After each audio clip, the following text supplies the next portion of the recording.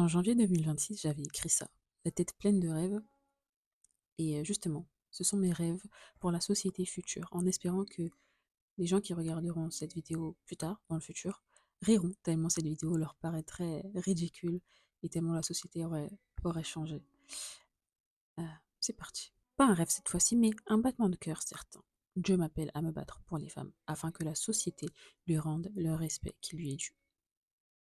Mon cœur pleure, rêve, aspire, aime les femmes, et je vois un avenir plus grand pour elles. Je les vois designer des voitures, des toilettes, des lieux aménagés pour elles, par elles, et pour les hommes et les enfants aussi. Je vois normaliser les protections hygiéniques gratuites dans les lieux publics. Je vois des directions mixtes, un parlement mixte, je les vois reprendre les places là où elles sont appelées, manquantes, nécessitées, demandées et priées. Mesdames, je vous vois unis. Je vois la division s'éteindre et un combat qui touche toute la population. Le terme féministe ne sera plus un sujet de division. Je vois des femmes et des hommes debout pour la cause des femmes. Je vois le réveil des femmes. Les femmes endormies, affaiblies, se réveillent et prennent conscience de leur identité. Je vois des hommes non pas sensibilisés seulement, mais éduqués et acteurs du respect des femmes. Je vois des hommes guéris de blessures qui auraient pu être faites par des femmes et pardonnant, instruits, compréhensifs sur la cause. Je vois des femmes qui aiment les hommes et ne les détestent plus, et qui s'intéressent aussi à eux. Je vois des femmes qui veulent des hommes dans la cause féministe. Je vois le sexisme aussi combattu que le racisme. Je vois la culture du viol s'éteindre dans le monde entier et une sexualité douce, contrairement à une sexualité violente.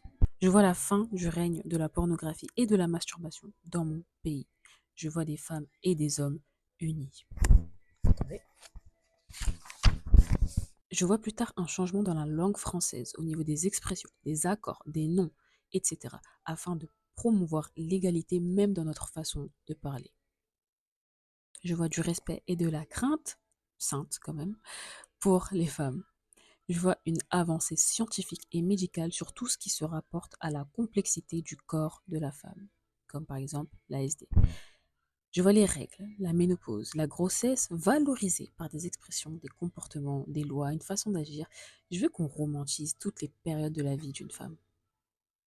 Le droit, les droits du travail bénéficieront les femmes en termes d'horaire, de repos, de salaire, etc.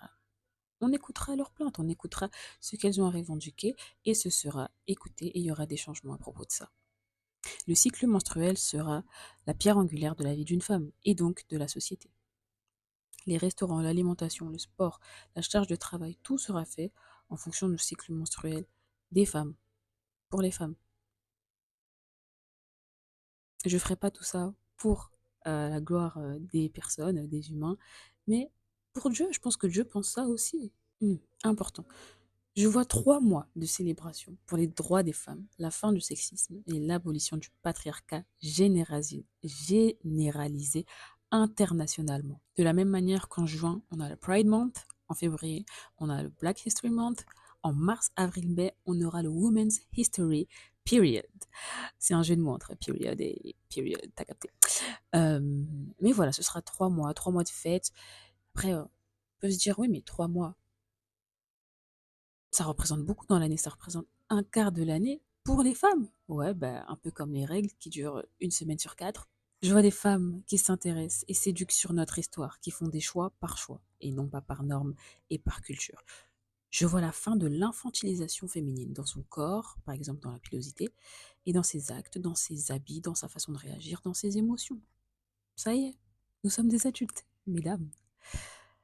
Je vois une inclusion des femmes dans la Bible et dans les textes saints, comme dans beaucoup de versions anglaises euh, déjà sorties. Voilà, c'est tout pour moi pour l'instant. Si j'ai d'autres, si j'ai d'autres rêves, je vous tiendrai au courant. Mais voilà ce que j'espère pour la société future quand il s'agit des femmes et des droits des femmes. Je suis très calme, mais sachez que toutes ces choses, ça bout en moi, tellement c'est pas normal et on devrait être avancé. C'est quelque chose qui. Je suis pressée je sais pas comment exprimer ça, mais c'est pas normal si ces choses ne sont pas encore en place.